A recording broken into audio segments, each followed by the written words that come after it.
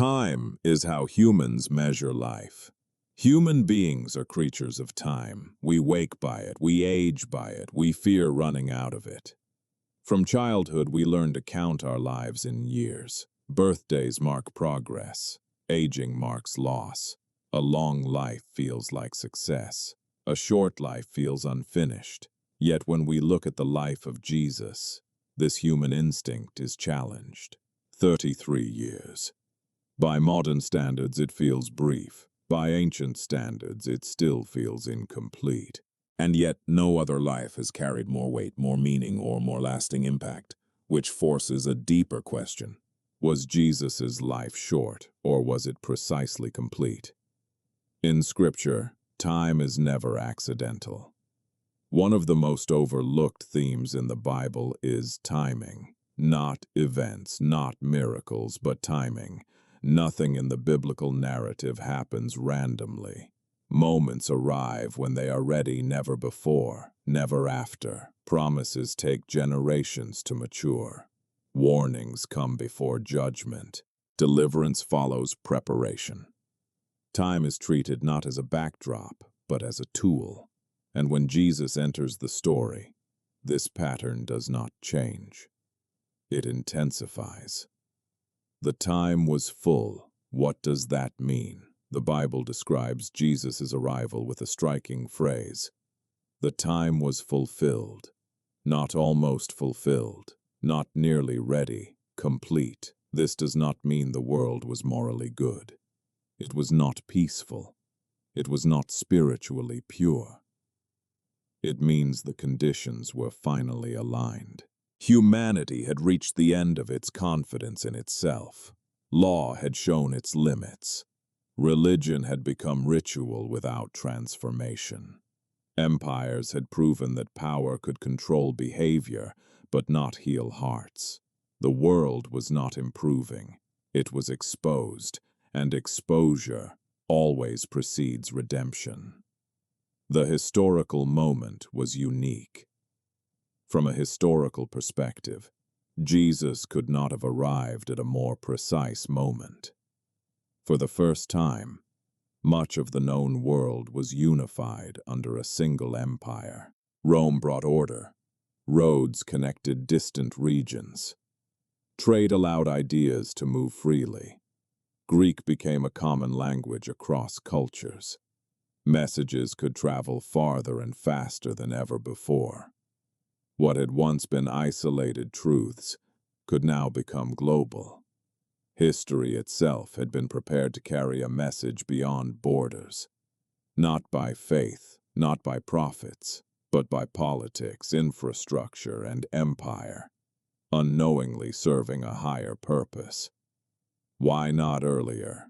If Jesus was the answer, why wait so long? Why not send him in the days of Abraham, when faith was raw and personal? Why not in the days of Moses, when miracles were undeniable? Because humanity was still learning a painful lesson, that obedience cannot be replaced by effort, that righteousness cannot be manufactured, that law can reveal sin, but it cannot remove it. The centuries before Jesus were not wasted time. They were diagnostic time. They revealed the problem clearly, so the solution could be fully understood. Grace only makes sense once failure is undeniable. Why not later? Why not delay suffering? Why not extend his life? Why not avoid the cross? Because delay does not heal separation. When purpose meets readiness, waiting becomes resistance. Jesus did not come to preserve his life. He came to fulfill his mission. And when that mission reached its conclusion, time had served its role. 33 years was not a truncation. From the human perspective, Jesus' life looks interrupted. But from heaven's perspective, it was complete. Nothing was rushed. Nothing was missing. Every teaching landed where it needed to. Every encounter served its purpose. Every moment moved the story forward. Jesus did not leave unfinished work. He left completed work. "It is finished," was not about death. Those final words were not spoken in despair. They were spoken in authority. In the ancient world, the same word was used on receipts when a debt had been fully paid. Nothing more required. Nothing left outstanding. Jesus was not announcing the end of his strength. He was announcing the fulfillment of his purpose. Time obeyed him. Jesus never hurried. He waited 30 years before public ministry. He delayed miracles when crowds demanded them. He walked away when fame increased. Time did not pressure him. Purpose guided him. And that is why his life, though short, feels eternal. Transition. 33 years were enough. Enough to fulfill prophecy. Enough to reveal God's nature. Enough to complete the work of redemption. But to understand why, we must look closer at what came before the cross. Not the miracles, not the crowds, but the long years of silence that prepared everything. The years no one talks about. When people think about Jesus, they usually picture miracles, crowds gathering, healings, confrontations with authority, the cross. But most of his life does not look like that. In fact, the majority of his years pass in silence. 30 years. No recorded sermons, no public signs, no recognition, just life. And that silence is not accidental. It is essential. Why 30 years matter. In the biblical world, spiritual authority was not rushed. Priests did not begin their sacred service as teenagers. They waited. According to the law, the sons of Levi began their ministry at 30 years old. Before that came preparation, training, discipline, learning obedience in ordinary life. This pattern reveals something profound. Calling does not excuse preparation. Purpose does not bypass patience. Jesus honored this rhythm completely. Though he was fully aware of who he was, he did not claim authority before the appointed time. For 30 years he lived without platform, the holiness of ordinary life. It is easy to overlook these years, but they may be the most revealing. Jesus grew up in a small town. He worked with his hands. He lived under authority. He obeyed earthly parents. He learned the weight of responsibility. He experienced routine, fatigue, and repetition. Nothing about these years looked miraculous, and yet they were not wasted. They were formative. Because obedience learned in private always precedes authority, exercised in public. Preparation is not invisibility. From the outside, it looked like nothing was happening. But formation rarely looks impressive. Character is built when no one is watching. Faithfulness is proven before influence is given. Jesus' power did not suddenly appear at 30. It was revealed at 30. What he displayed publicly had been cultivated privately. Why not start sooner? If Jesus was ready, why wait? Why not begin teaching earlier? Why not perform miracles as a child? Because readiness is not the same as permission. Even divine calling submits to divine order. Timing matters as much as truth. Jesus waited not because he lacked power, but because he honored structure. And in doing so, he showed that obedience is not weakness, it is alignment. The shift from silence to confrontation. When Jesus finally stepped into public ministry, the shift was immediate. The quiet years ended. The confrontation began. Authority met resistance. His words carried weight. His presence disrupted systems. His compassion challenged religious boundaries. And the clock started moving quickly. 3.5 years. Not a coincidence. Jesus' public ministry lasted approximately 3.5 years. To modern readers, this may feel brief, but in biblical language, this period carries meaning. 3.5 years represent a season of trial, opposition, and fulfillment. Half of 7, the number of completion, a time when conflict intensifies before resolution arrives. This was not the era of building institutions, it was the era of revealing truth. Every year increased the pressure. At first, crowds followed him, then opposition grew. Religious leaders questioned his authority. Political powers became uneasy. The closer he moved toward Jerusalem, the more intense the resistance became. This was not accidental escalation. It was progression. Truth does not remain neutral. It demands response, and response always divides. Why the ministry did not last longer? Why not continue healing? Why not teach for decades? Why not establish lasting structures? Because the mission was not expansion, it was fulfillment. Jesus did not come to reform the old system. He came to complete it. Prolonging the ministry would not have strengthened the message. It would have delayed obedience. From revelation to sacrifice. As his ministry progressed, the focus narrowed. From crowds to disciples, from miracles to meaning, from teaching to sacrifice. Everything moved toward one moment. The cross was not an interruption of the mission. It was the mission. The end of an era. For centuries, sacrifices had been offered repeatedly. Animals, altars, priests, none of them permanent. Jesus' sacrifice was different. It was final. One offering, once for all. 3.5 years were enough to declare the truth. They were enough to expose hypocrisy. Enough to reveal God's heart. Enough to prepare the way for redemption. Nothing more needed to be added. When preparation meets purpose.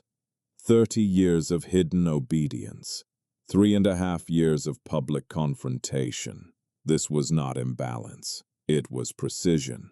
The long preparation ensured the short ministry carried eternal weight. And this pattern challenges how we view our own lives. The patience we resist. Modern culture values speed, immediate results, rapid success, instant visibility. But Jesus' life tells a different story. Preparation is not delay. It is investment. And fulfillment comes not when we are eager, but when the time is right. 30 years shaped the foundation.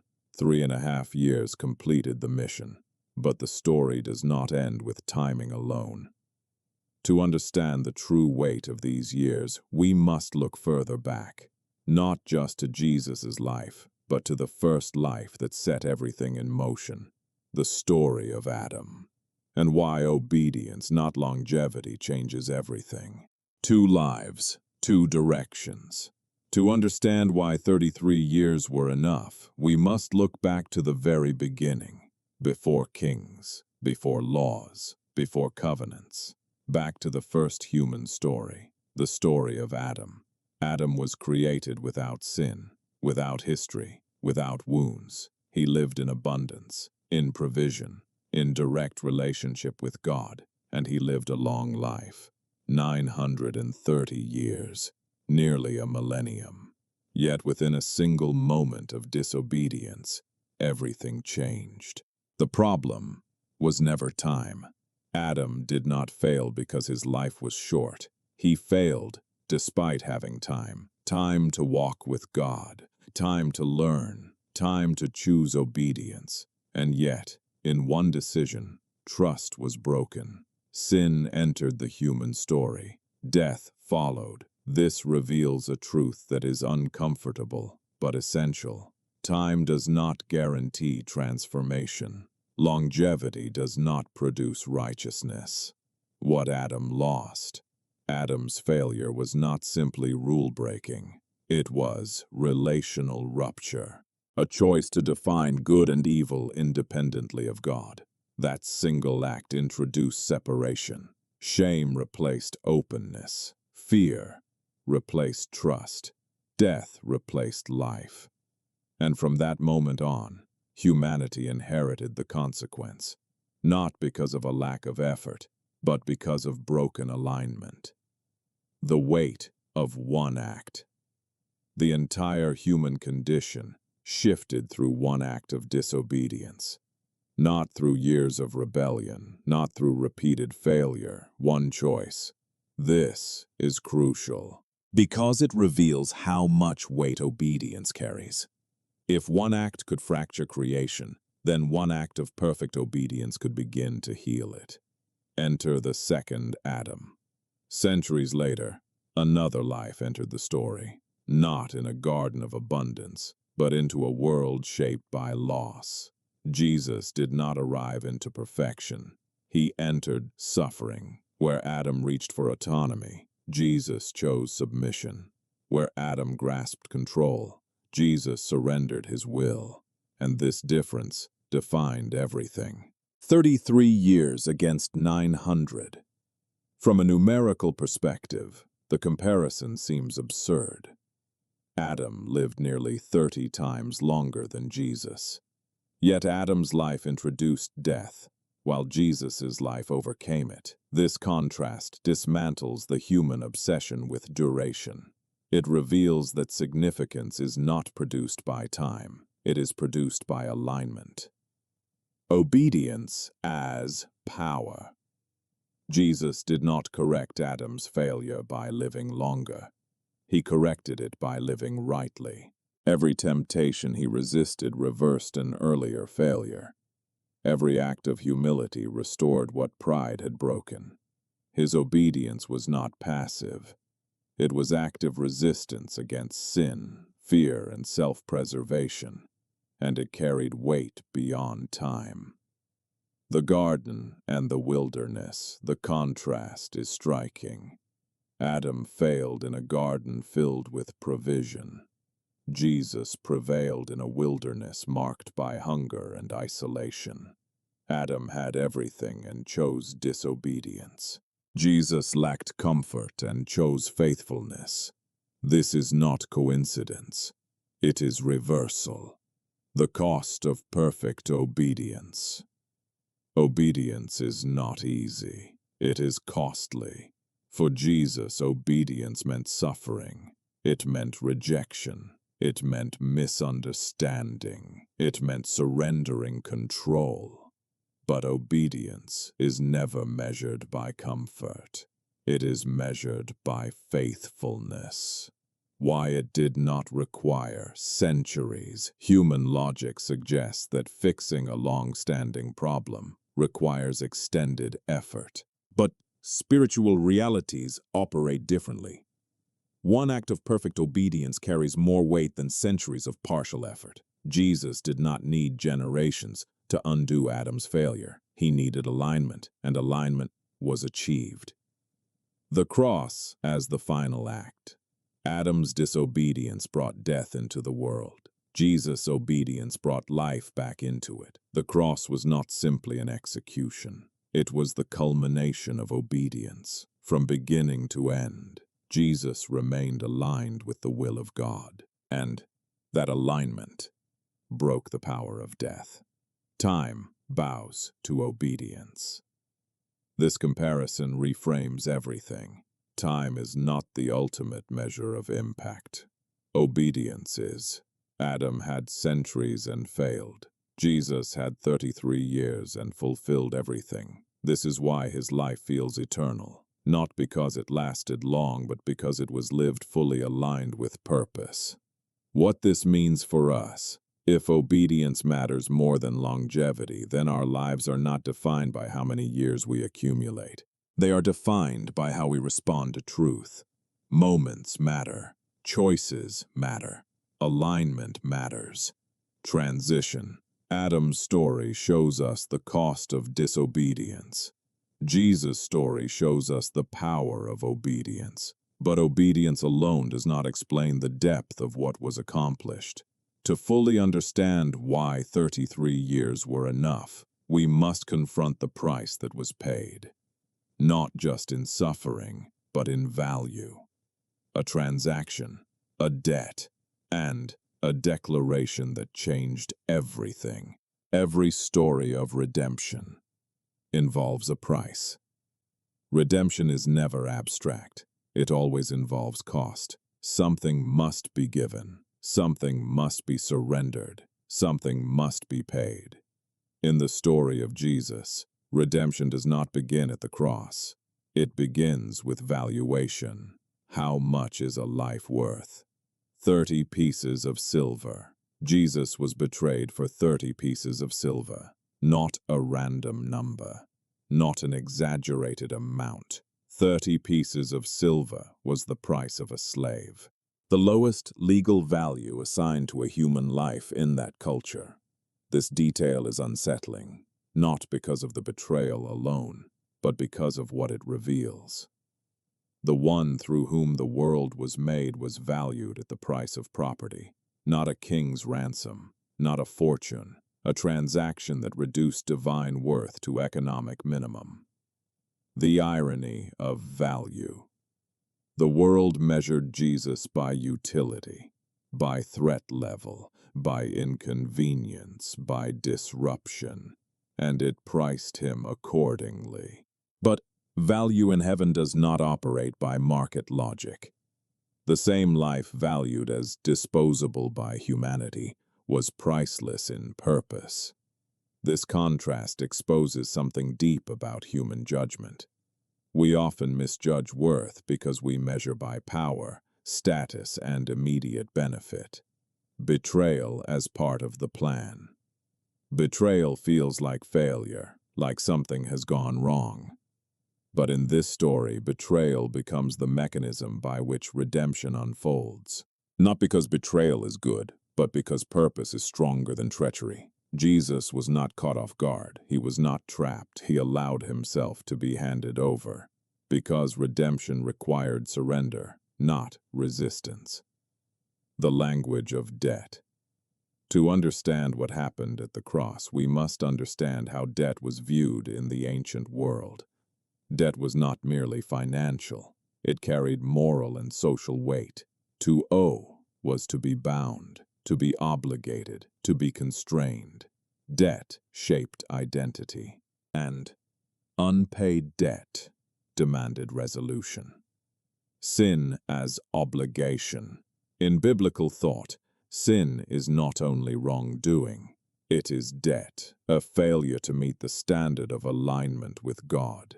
A deficit that accumulates over time, and, like financial debt, it cannot be erased by intention alone. It requires payment.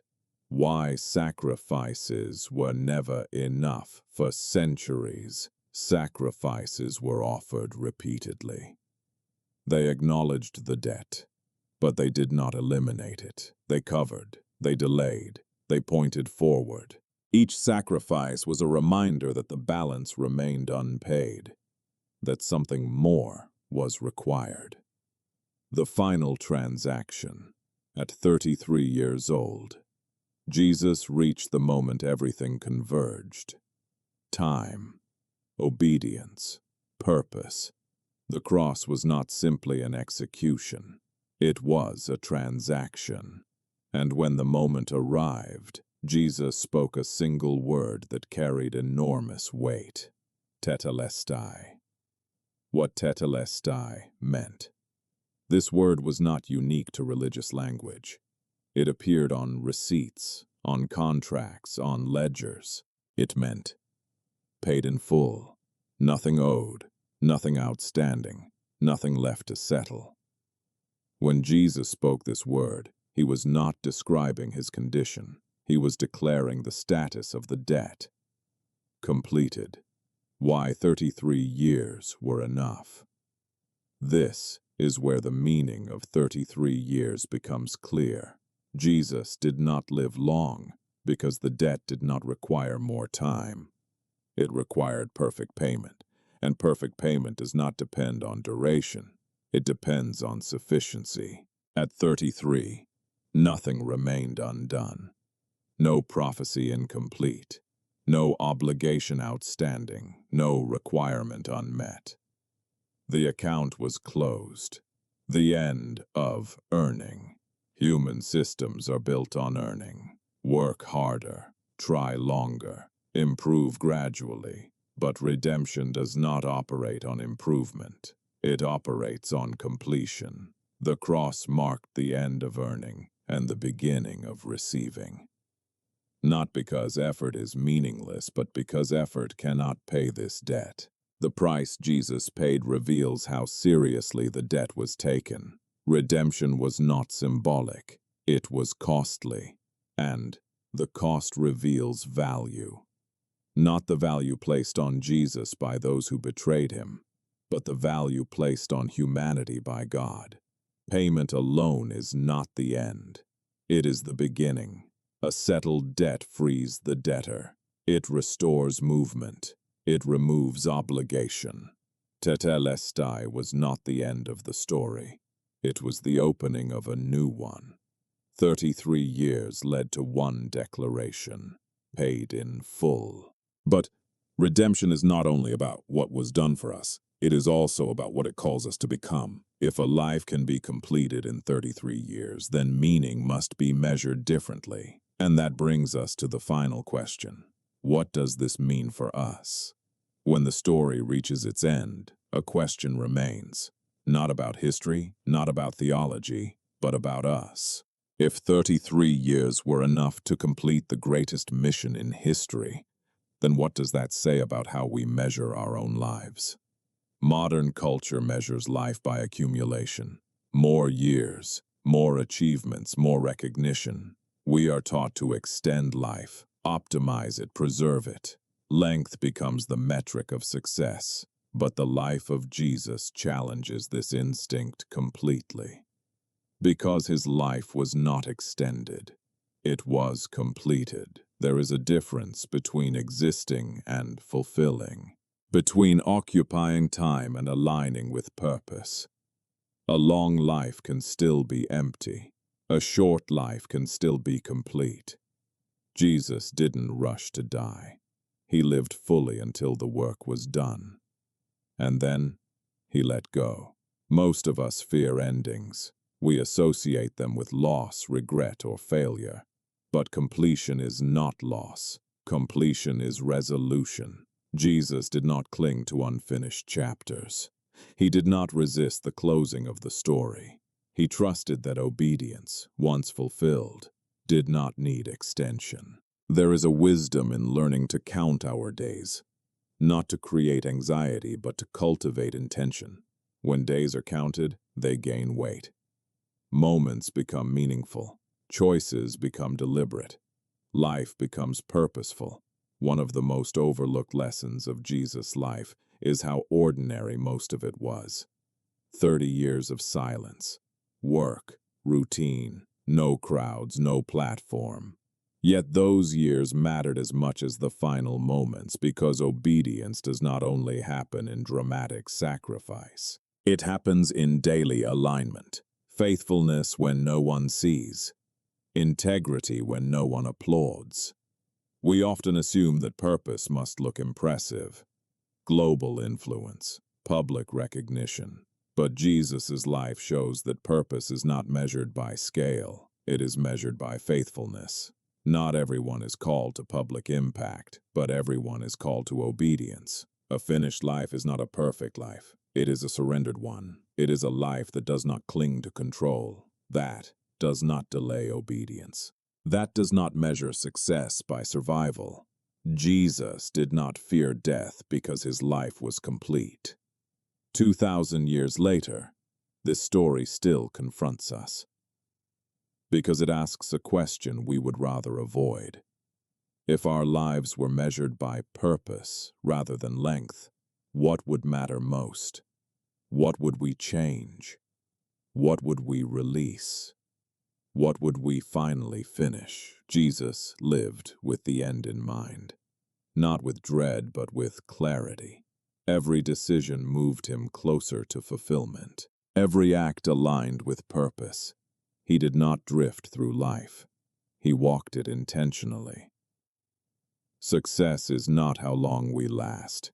It is how faithfully we live. It is whether our choices align with what we were called to do. It is whether, when the time comes, we can let go without regret. The final lesson of 33 years. 33 years were enough, not because time was short, but because nothing was wasted. Every moment served the mission. Every year contributed to completion. That is the invitation left behind. Not to live faster, not to live longer, but to live deeper.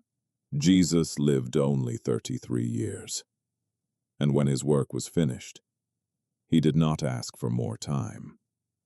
He rested in completion, because a life aligned with purpose will always outweigh a life measured by years. And that is the reason 33 years were enough.